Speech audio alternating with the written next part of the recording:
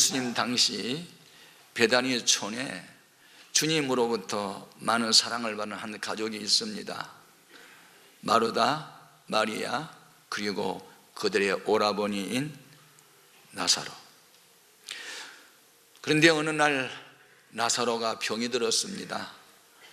마르다와 마리아가 사람을 주님께 보냈습니다. 주님이 곧바로 달려오시지 않으셨습니다. 나사로가 병으로 죽었습니다. 장사를 지냈습니다. 그때서야 예수님이 오셨습니다. 마르다가 주님을 맞이하면서 주님께서 여기에 계셨더라면 우리 오라버니가 죽었지 않았을 터인데 왜 이제 오십니까? 안타까워 원망하는 마음으로 이야기합니다. 그때 주님께서 내가 부활이고 생명이니 나를 믿는 자는 죽어도 살겠고 살아서 믿는 자는 영원히 살리라. 내가 이를 믿느냐? 주여 믿습니다마는 그 부활은 세상 종말에나 있을 일이 아니겠습니까? 라고 묻습니다. 그러나 우리 예수님은 미래의 부활도 부활이고 지금 죽은 자를 살리는 것도 부활이라고 말씀하시고 결국은 죽은 나사로를 살립니다. 어디다 두었느냐? 무덤에 장사 지냈지요. 같이 가자. 그 앞에 커다란 돌이 무덤 문을 가로막고 있자 돌 옮겨 놓으라.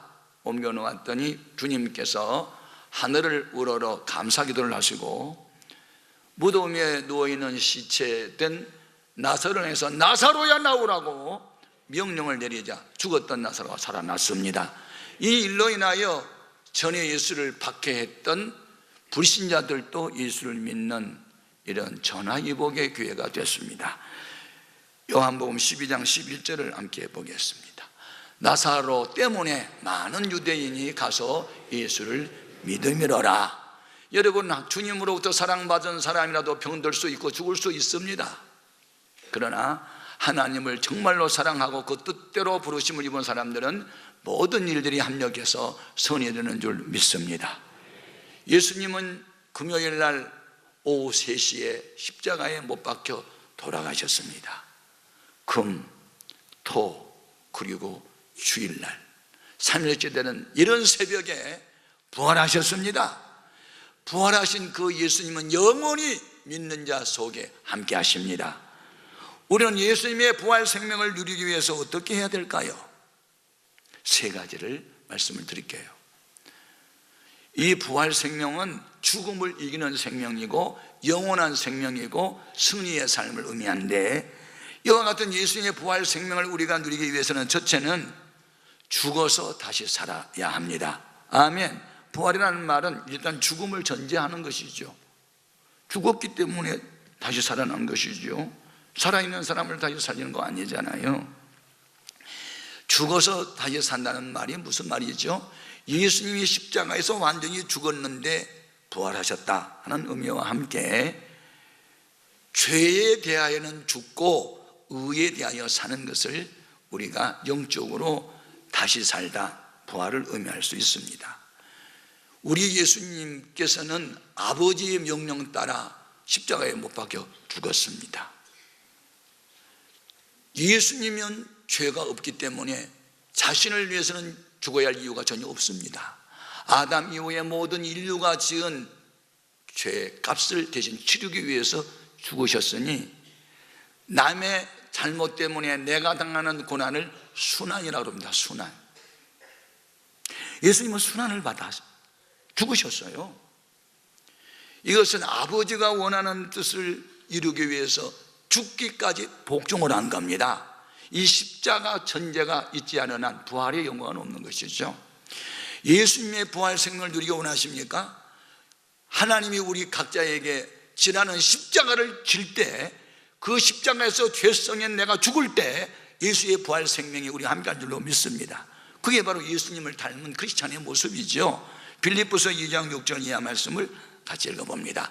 그는 근본 하나님의 본체시나 하나님과 동등됨을 주할 것으로 여기지 아니하시고 오히려 자기를 비워 종의 형체를 가지사 사람들과 같이 되셨고 사람의 모양으로 나타나사 자기를 낮추시고 죽기까지 복종하셨으니 그 십자가에 죽으심이라. 아들의 입장에서는 아버지의 명령에 죽기까지 복종하셨는데 죄값을 치르기 위해서 죽으셨다는 겁니다.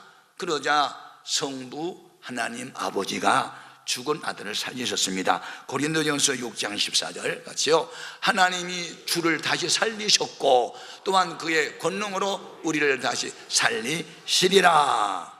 그렇습니다. 부활의 의미는 죄는 죽여버리고 의인은 살아난다 하는 의미입니다. 우리 예수님이 십자가에 못 박혀 돌아가실 때 죄인 된 나도 이미 죽었다. 아멘. 예수를 믿는다는 것은 이미 과거의 죄인 된 나는 주님의 십자가에 못 박힐 때 나도 못 박혀 죽었다 하는 것을 간주하는 것입니다. 아멘. 왜냐하면 믿음이란 그리스도 안에 내가 있고 내 안에 그리스도가 있어서 연합과 일치라는 의미로 주님 죽음이 나의 죽음으로 받아들이기 때문에 그렇습니다. 갈라디아서 5장 24절 말씀 같이요, 그리스도 예수의 사람들은 육체와 함께 그 정욕과 탐심을 십자가에 못 박아넣으니라. 유한된 육체가 십자가에 못 박히고 무한한 내 영혼이 구원받는 것, 썩을 몸이 십자가에 못 박히고 썩지 아니할 신령한 몸으로 다시 살아나는 것, 이게 부활의 의미인 것이죠. 고린도전서 15장 42절 부활의 의미, 죽은 자의 부활도 그와 같으니 썩을 것으로 심고 썩지 아니할 것으로 다시 살아나며 욕된 것으로 심고 영광스러운 것으로 다시 살아나며 약한 것으로 심고 강한 것으로 다시 살아나며 육의 몸으로 심고 신령한 몸으로 다시 살아나나니 육의 몸이 있은즉 또 영의 몸도 있느니라. 그렇습니다. 이 세상에는 악한 사람과 선한 사람이 있습니다. 악한 사람이 누구고 선한 사람 누굴까요? 악한 사람은 자기 혼자 살겠다고 남 죽이는 사람이에요. 선한 사람은 내가 죽어서 너 살리겠다는 사람이에요. 제가 2008년 7월 달에 아프리카 르완다에 단기 선교를 갔어요. 우물을 파주기 위해서. 그랬더니 르완다 대통령이 너무 고맙다고 폴 카가메 대통령이 우리를 대통령궁으로 초대를 했어요. 식사 대접도 했어요. 고맙다고 인사했어요. 그러면서 우리에게 르완다의 참 슬픈 이야기를 했어요.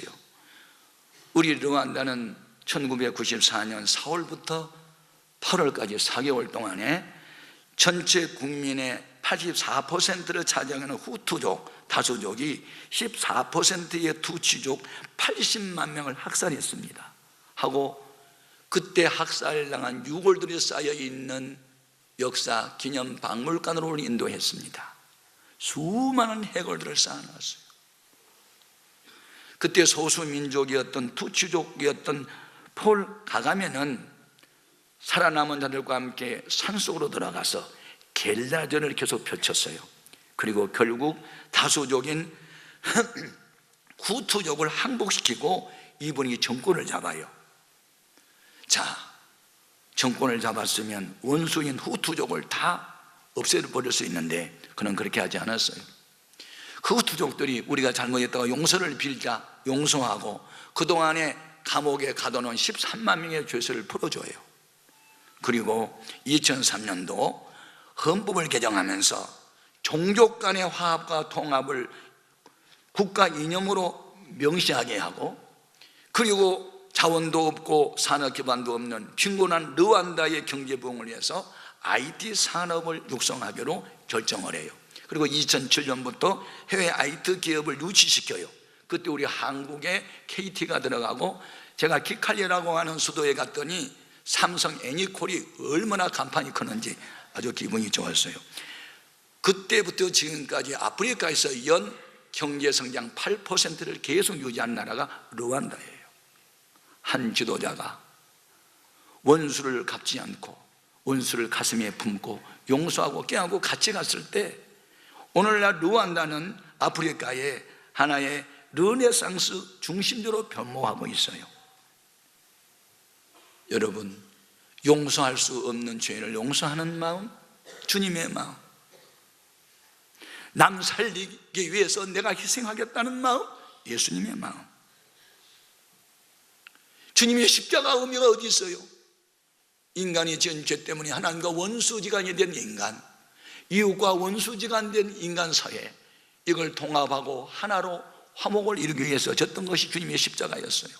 이 십자가를 지고 난 이후에 예수님은 부활의 영광에 이르게 됐어요. 십자가 없는 부활 없어요.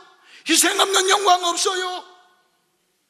십자가를 져야만 부활의 영광에 있는 거예요. 남을 위하여 내가 죽어야 수많은 사람을 살리는 겁니다. 이게 주님의 십자가 사상이에요. 요한복음 12장 24절 말씀을 같이 읽어봅니다. 내가 진실로 진실로 너희에게 이르노니 한 알의 밀이 땅에 떨어져 죽지 아니하면 한 알 그대로 있고 죽으면 많은 열매를 맺느니라. 죽여야 사는 비밀도 있어요. 죽여야 사는 거, 그건 뭡니까? 내 몸 안에 침투해 오는 여러 가지 병균들, 내 안에 면역력이 강한 사람은 그걸 죽여요. 그래서 병들지 않고 건강을 유지하게 해요. 그래서 킬링과 힐링은 우리 인생살이의 연속입니다. 킬링은 죽이다, 힐링은 치료되다. 무슨 말이에요? 영적으로 말하면 내 속에 죄악이 들어오면 십자가 보혈과 하나님의 말씀과 성령의 능력으로 이걸 발멸시키고 죽여야 내 영성이 살아난단 말이죠. 십자가에 죄인된 내가 못 박혀야 부활의 주님의 능력이 우리 안에 거하는 줄로 믿습니다. 부활절에 우리가 가슴 새겨야 할 거, 비밀이 뭐예요? 십자가가 있어야 부활도 있다. 죄가 십자가에 못 박혀야 부활의 영광이 있다는 겁니다. 여러분 인생을 살면서 죄악은 용납하지 않기를 바랍니다. 죄악을 예수의 이름으로 박멸시키시고 예수님의 마음을 가슴에 품고 사십시오. 이것이 부활 생명을 모신 자의 삶인 줄로 믿습니다. 두 번째, 예수님의 부활 생명을 모시고 영원히 누리기 위해서 어떻게 해야 되는가? 따라하십시다. 항상 이기는 자가 되어야 합니다. 죄와 싸워서 이겨야 합니다. 마귀와 싸워서 이겨야 합니다. 천국은 아무나 들어간 것이 아닙니다. 죄악과 싸워 이기는 자만 들어갑니다. 요한계시록 3장 15절 확인합니다. 이기는 자는 이와 같이 흰옷을 입을 것이요 내가 그 이름을 생명책에서 결코 지우지 아니하고 그 이름을 내 아버지 앞과 그의 천사들 앞에서 시인하리라. 선한 싸움을 싸워 이기는 자, 죄악과 싸워서 이기는 자, 어떤 형편과 저주에도 믿음을 끝까지 지키는 자, 환난과 핍박 중에도 믿음 지키는 자, 신앙생활을 승리로 계속 이끌어가는 사람은 천국에 들어간다고 이야기합니다. 얼마 전에 탈북자 중 이순옥 씨라고 하는 사람이 프랑스 라디오 방송에서 북한의 정치범 수용소에서 고난당한 우리 크리스찬들에 대한 이야기를 했습니다. 귀를 열고 차마 들을 수 없는 무서운 박해였습니다. 1500도가 넘는 시뻘겋게 타오르는 용광로 앞에서 시커먼 고무 앞치마 하나만을 두른 채 하루에 16시간 동안 강제 노동을 시키고, 그리고 당과 수령님을 믿지 않고 하늘에 있는 하나님을 믿는 사람들은 이렇게 본때를 보여준다면서 펄펄 끓고 있는 쇠물을 갖다가 부어가지고 새까맣게 태워서 죽이는 이 현실적인 이야기.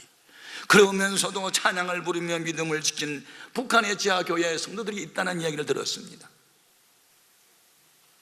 여러분, 그런 고난과 역경 속에서도 믿음을 지키며 선한 싸움 싸울 수 있겠어요? 옛날도 있었고 지금도 박해자는 있습니다. 예수님 당시 그리고 초대교회 성도들은 로마라고 하는 제국이 황제를 신으로 숭배했어요. 그런데 또 다른 왕 예수님을 이야기하니까 그래서 박해를 한 거예요. 박해를 받고 있는 로마에 있는 성도들에게 사도 바울이 고린도에서 편지를 써 보낸 서신이 바로 로마서예요. 로마서 8장에서 바울은 말합니다. 형제들이여, 이런 박해, 이런 환난 중에도 믿음을 지켜라. 부활하신 예수의 영인들과 함께하면 우리는 넉넉히 이길 수 있다. 넉넉히 이길 수 있다 하고 승리를 격려합니다. 로마서 8장 35절 이하에 같이 읽어봅니다. 누가 우리를 그리스도 사랑에서 끊으리요? 환난이나 공고나 박해나 기근이나 적신이나 위험이나 칼이랴. 기록된 바 우리가 종일 주를 위하여 죽임을 당하게 되며 도살당할 양같이 여김을 받았나이다 함과 같으니라. 그러나 이 모든 일에 우리를 사랑하시는 이로 말미암아 우리가 어떻게 이겨요? 넉넉히 이길 수 있다. 넉넉히 이길 수 있다. 어떻게? 사망 권세에 계신 주님과 함께 이길 수 있는 거예요. 여러분, 누가 무슨 기분 나쁜 말 한마디 했다고 시험 들고 돈 몇 번 때문에 또 상처받고 이런 정도 가지고 어떻게 환난을 이길 수 있을까요? 내 생명의 위협이 있어도 나는 내 믿음을 지킬 수 있을 때 그런 사람들에게 하나님은 버리지 않습니다. 순교자가 돼서 천국 가든지, 만약에 그렇게 믿음을 지키는 사람이 있게 된다면 그런 사람은 반드시 하나님 나라 성전의 기둥처럼 들었을 것입니다. 이기는 자는 하나님들을 쓰세요. 요한계시록 3장 12절 같이 읽어봅니다. 이기는 자는 내 하나님 성전의 기둥이 되게 하리니 그가 결코 다시 나가지 아니하리라. 내가 하나님의 이름과 하나님의 성 곧 하늘에서 내 하나님께로부터 내려오는 새 예루살렘의 이름과 나의 새 이름을 그 이 위에 기록하리라. 성전의 기둥 같은 일꾼들, 내가 함께하는 사람을 보라. 하나님은 보이지 않아도 이 사람을 보면 하나님이 함께한 증거를 볼 수 있으리라. 그렇게 만민 앞에 살아계신 증거를 기둥 같은 일꾼들을 통해서 보여주겠다는 말씀입니다. 과연 여러분은 죽은 자를 살리신 하나님의 능력을 믿습니까? 그 부활의 능력의 주님이 여러분 가슴속에 있다면 우리는 어떤 고난도 역경도 견뎌낼 수 있고 죄악의 유혹을 물리칠 수 있으며 승리의 삶을 살 수 있습니다. 장차 올 부활의 영광도 기대하지만 현실적으로 이 사망의 권세가 어둠의 세력이 음습에 올 때 우리는 현재의 부활 생명을 누려야 할 것입니다. 요한복음 11장 25절 이하 같이요. 예수께서 이르시되 나는 부활이요 생명이니 나를 믿는 자는 죽어도 살리겠고 무릇 살아서 나를 믿는 자는 영원히 죽지 아니하리니 이것을 내가 믿느냐? 믿음은 예수님과 내가 하나 되는 것입니다. 예수님이 십자가에 못 박힐 때 나도 죽었습니다. 예수님이 부활하는 그날 나도 새 생명으로 다시 태어났습니다. 그래서 예수 안에 있는 우리에게는 정죄함이 없는 것이죠. 로마서 8장 1절 2절 또 읽겠습니다. 그러므로 이제 그리스도 예수 안에 있는 자에게는 결코 정죄함이 없나니 이는 그리스도 예수 안에 있는 생명의 성령의 법이 죄와 사망의 법에서 너를 해방하였음이라. 이렇게 우리가 말씀은 믿는데 현실에 죽음이 내 앞에 딱 나타나고 어려움을 당하면 마리아처럼 우리도 흔들려요. 자, 24절 마리아의 흔들리는 모습을 볼까요? 마르다가 이르되 마지막 날 부활 때에는 다시 살아날 줄을 내가 아나이다. 미래에는 그런 일이 있을 줄 믿지만 현실적으로는 되겠습니까? 이런 말이에요. 그런데 우리 예수님께서 나사로를 살리려고 마음에 작정을 하시고 무덤 앞에 갔는데도 여전히 마르다의 믿음은 아이고 썩어서 냄새가 지금 나는데 이렇게 말해요. 39절 같이 볼까요? 예수께서 이르시되 돌을 옮겨 놓으라 하시니 그 죽은 자의 누이 마르다가 이르되 주여 죽은 지가 나흘이 되었음에 벌써 냄새가 나나이다. 그 말 속에는 뭐가 있어요? 이건 안 되는 일이지요. 말씀은 옳은 말씀입니다만 현실은 아니잖아요. 그때 마르다만 그럴까요? 지금 우리들도 그래요. 말씀은 진리로 속이다마는 현실은 아니잖아요. 그게 되겠어요? 이렇게. 그런데 우리 예수님은 믿음 없다고 책망하지 않고 내가 오순절 성령 받아봐라. 그러면 내가 네 안에 네가 내 안에 있는 것을 네가 경험하는 날 너도 그것을 믿겠지 하고 미래를 약속하면서 우리 예수님은 하늘을 우러러 감사하게도 하시고 둘러선 무리로 인하여 이 아이 살려달라고 기도한 이후에 명령하니까 죽은 자가 다시 살아났습니다. 40절 이하 같이 읽어봅니다. 예수께서 이르시되 내 말이 네가 믿으면 하나님의 영광을 보리라 하지 아니하였느냐 하시니, 돌을 옮겨 놓으니 예수께서 눈을 들어 우러러보시고 이르시되 아버지여, 내 말을 들으신 것을 감사하나이다. 항상 내 말을 들으신 줄을 내가 알았나이다. 그러나 이 말씀하옵는 것은 둘러선 무리를 위함이니 곧 아버지께서 나를 보내신 것을 그들로 믿게 하려 함이니이다. 이 말씀을 하시고 큰 소리로 나사로야 나오라고 부르시니 죽은 자가 수족을 배로 동인채로 나오는데 그 얼굴은 수건에 쌓였더라. 예수께서 이르시되 풀어놓아 다니게 하라 하시니라. 아멘. 하나님이 하시기를 작정하면 세상에 안 될 일이 없습니다. 여러분, 반신반의하지 마십시오. 주님이 말씀하면 아멘으로 화답하십시오. 여러분의 생각을 자꾸 말하지 마십시오. 우리의 불신앙 때문에 하나님 무한한 능력의 제한을 받습니다. 하나님의 능력이 없어서 기적을 행하지 못하심이 아니고 우리의 반신반의하는 믿음이 적은 것 때문에 무한한 하나님의 능력이 제한을 받는다, 그 말이죠. 그래서 우리는 이제 부활 생명을 누리기 위해서 의심, 염려, 불안, 두려움은 내게서 떠나가라고 선포를 하고 확신을 가져야 하는 것입니다. 그래야 승리성을 하게 되고 부활 생명을 누리게 될 줄로 믿습니다. 세 번째, 부활 생명을 누리기 위해서 어떻게 해야 되는가? 우리는 하늘의 소망을 두고 살아야 합니다. 여러분, 우리의 예수 믿는 자의 궁극적 목적은 천국 가는 겁니다. 어차피 빨리 죽든 사람 다 죽어요. 죽고 난 이후에 예수 믿고 죄사함 받은 영혼은 천국 가지만 그렇지 못한 영혼은 지옥 가도록 되어 있어요. 인간은 유한된 존재인 육체와 무한한 존재인 영혼으로 되어 있어요. 육체는 죽으면 한 줌의 흙으로 돌아가지만 영혼은 없어지지 않고 영원한 존재이기 때문에 지옥으로 가든지 천국으로 가든지 둘 중 하나인데, 우리 주님께서 약속하셨어요. 내가 가면 너희들을 위한 처소를 예비할 것이고 그것이 예비되는 날 내가 다시 올게 하고 재림을 약속하셨어요. 그리고 재림할 때 주 안에서 죽고 순교한 사람들이 다 부활하여 하늘에서 주님을 만나게 될 것이라 말하고, 그날이 되면 우리들의 이 육체는 이런 육체가 아니고 썩지 아니할 육체, 신령한 육체, 영원한 육체로 변화되는데 그때 우리 몸은 하늘의 천사들처럼 된다고 했습니다. 마태복음 22장 30절 봅니다. 부활 때에는 장가도 아니에 가고 시집도 아니에 가고 하늘에 있는 천사들과 같으니라. 아멘. 하늘에 있는 천사, 하늘에 가면, 천국에 가면 눈물, 한숨, 고통, 질병, 죽음 없어요. 천국 가면 기쁨, 찬양, 감사, 사랑, 행복만 넘쳐요. 우리는 그날을 기대하는 것입니다. 그리고 다음에 예수님 재림할 때 모든 사람이 부활하는 그 부활체는 예수님의 부활체와 같은 몸이라고 그랬어요. 빌립보서 3장 21절인데 같이 읽어봅니다. 그는 만물을 자기에게 복종하게 하실 수 있는 자의 역사로 우리의 낮은 몸을 자기 영광의 몸의 형체와 같이 변하게 하시리라.